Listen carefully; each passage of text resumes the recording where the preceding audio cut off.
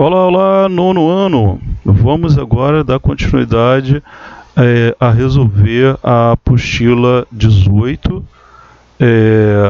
Já estamos na reta final, é a última apostila, bem dizer, né? Talvez vai ter uma 19 só como recuperação, alguma coisa assim, enfim.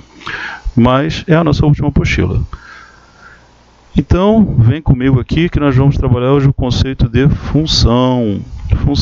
Então, deixa eu mostrar para você, deixa eu só colocar aqui um instrumento aqui para ver se não atrapalha na hora da gravação, senão eu termino perdendo aqui o material que foi gravado. Então, vem aqui comigo, olha, já está tudo pronto, apostila 18, tá? Eu estou chamando de caderno 18 aqui. E hoje o conceito vai ser o conceito de função. Eu vou ler e vou explicar para vocês, tudo bem? Olha o que está acontecendo aqui, né? Olha o cenário real antes de ler, tá? A pessoa para abastecer, né? Atualmente o combustível está caríssimo, mas a pessoa para abastecer e a quantidade de dinheiro que ela paga é em função da quantidade de litros que ela vai pagar, tudo bem? Observe que o valor pago vai ser em função da quantidade de litros que a pessoa vai pagar. Então vamos aqui agora já ler o exercício aqui, olha. A quantidade de combustível, né, consumida por um automóvel é função da distância que ele percorre, tá? Nessa afirmação e em outras presentes em nosso dia a dia, usamos a expressão função de, para mostrar que a quantidade de combustível depende do número de quilômetros rodados pelo automóvel.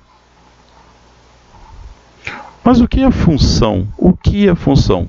Já percebemos a ligação entre a palavra função e a relação de interdependência entre os valores de grandezas. Tá legal? Essas grandezas podem ser distância, tempo. Vamos descobrir mais. Vamos aqui ao cenário aqui, proposto aqui pela figura. Vamos fazer uma brincadeira. Eu digo um número, vocês calculam o dobro dele, somam 3 e dizem o resultado. Vamos lá então? Eu falo o número 3, então vocês calculam o dobro dele. Que é o dobro? É 6 e somam 3, mais 3 igual a 9. Vamos lá? Tá aqui eu digo 4, então a pessoa vai fazer o quê? O dobro de 4 vai dar 2 vezes 4, mais 3 deu 11.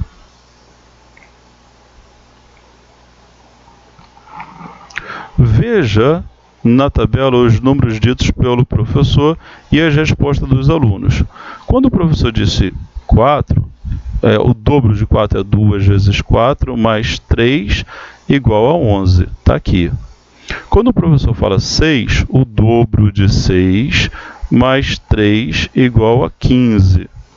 Está aqui. Quando o professor fala menos 5, o dobro de menos 5, 2 vezes menos 5 é igual a menos 10. Mais 3, mais com menos aqui, repete o sinal do maior e diminui. Então deu menos 7. Quando o professor fala 0, 2 vezes 0 vai ser 0, mais 3, que está dando 3. Está aqui o resultado. Beleza?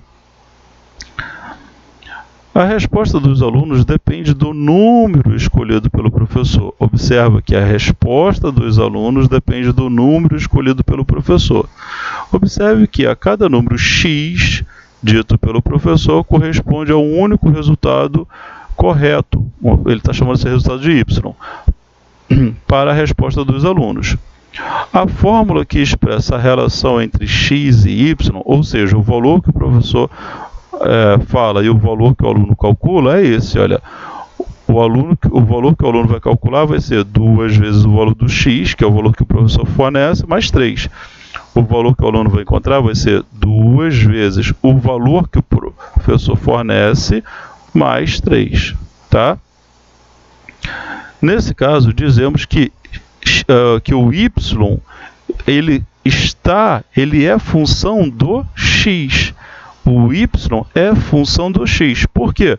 O valor do y depende do x, tá? O x é uma variável independente e o y é uma variável dependente. Por quê? Porque ela depende do x.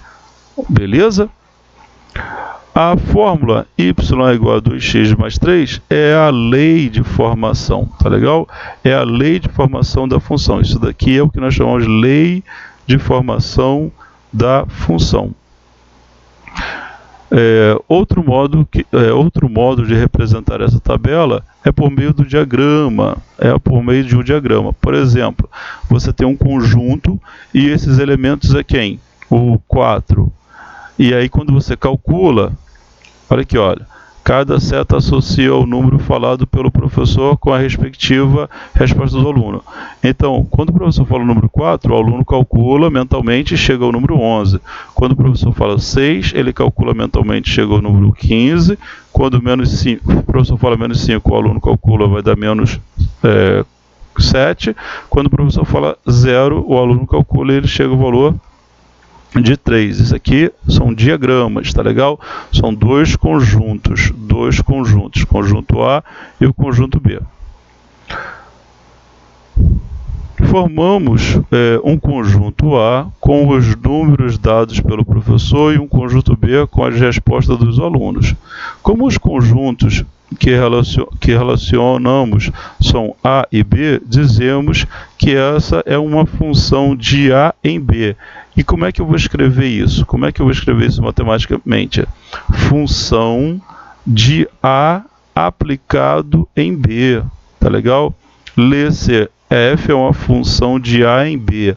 F é uma função de A em B.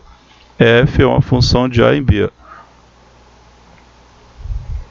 Sempre que atribuímos um valor a x, determinamos seu correspondente y por meio da lei de formação da função. Obtemos um par de números.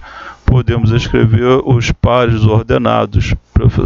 Pessoal, par ordenado x e y.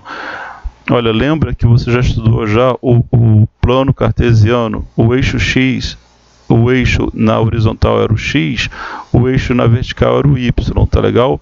Quando você fornece o valor do x, você acha o valor em y. Isso aí é um par ordenado. Quando o professor forneceu o valor 4, o aluno achou o valor 11.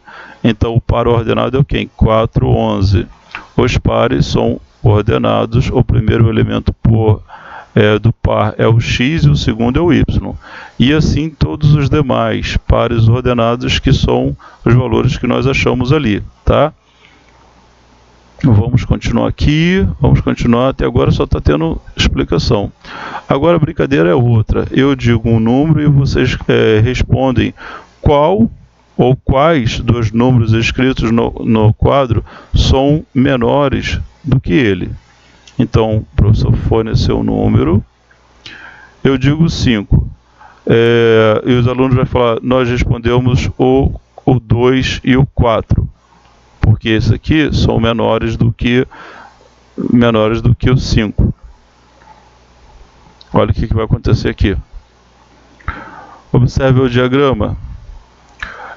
Formamos o conjunto A com os números escolhidos pelo professor e um conjunto B com os números que estavam escritos na lousa. Observe que cada seta indica a correspondência do número dado pelo professor com o número ou os números registrados na lousa que são menores do que ele. O professor falou 5 e estava escrito na lousa 2, 4, 6 e 8. Então, nós respondemos 4 e 5 porque são menores. Continuando. A relação entre o x escolhido pelo professor e o número y, que é a resposta dos alunos, pode ser representada pelo que o y é menor do que o x. Tá? O professor falou x, os alunos estão achando valores que são menores do que x. Portanto, aqui y não é função de x. Veja por quê. Então, para um mesmo valor de x do conjunto A, temos mais do que um correspondente y do conjunto B. Não há um valor de x em A que corresponda, que não tem correspondência em y de B. Pessoal, vou fazer aqui daqui a pouquinho uma explicação melhor para vocês aí, para ver se vocês entendem a diferença de uma função de uma não função. Por exemplo, deixa eu passar esse exemplo aqui que eu gosto dele, e isso aqui pode ser interessante para você criar uma memória de associação. Suponhamos, tem ali uma lata de refrigerante no supermercado, tá? A lata de refrigerante, pessoal, ela está associada a um único preço. Tá? Você tem uma lata, tem um preço. Se você tivesse uma lata e tivesse dois preços, então isso aqui não é uma função. Uma função significa que para cada elemento do lado esquerdo aqui, que a gente chama de domínio, tem uma única valor do outro lado. Se ele tiver dois valores, então não é uma função. Ah, professor, mas se não é uma função, o quê? É uma relação. Tudo bem? É uma relação. Ainda não foi falado aqui na matéria não, mas quando não é uma função, é uma relação. Beleza? Só existe uma relação. Se relaciona de alguma maneira, mas não é em função do valor que temos aqui. Continuando aqui a leitura. Para que tenhamos uma função, é preciso estabelecer dois conjuntos. Um primeiro conjunto do qual tomaremos os valores de x e um segundo conjunto do qual tomaremos os valores correspondentes ao valor do y. Haver uma relação relação entre o x e o y, de modo que o x tomado pelo primeiro conjunto corresponda a um único no segundo conjunto. Vamos aqui. Em nosso exemplo, quando x é igual a 1 em A, não temos um correspondente y em B. Além disso, se o x é igual a 5, tem dois correspondentes em B. Por isso, não temos uma função. Tá legal? Uma função significa que para cada elemento do conjunto A, você tem um único elemento do conjunto B. Para cada elemento daqui, você tem um único elemento aqui. Não pode ter um elemento aqui com dois valores do outro lado. Ok? Exercício. Vamos ao exercício aqui, então. E já passou. Vou fechar esse vídeo e vou abrir o próximo vídeo para resolver o exercício.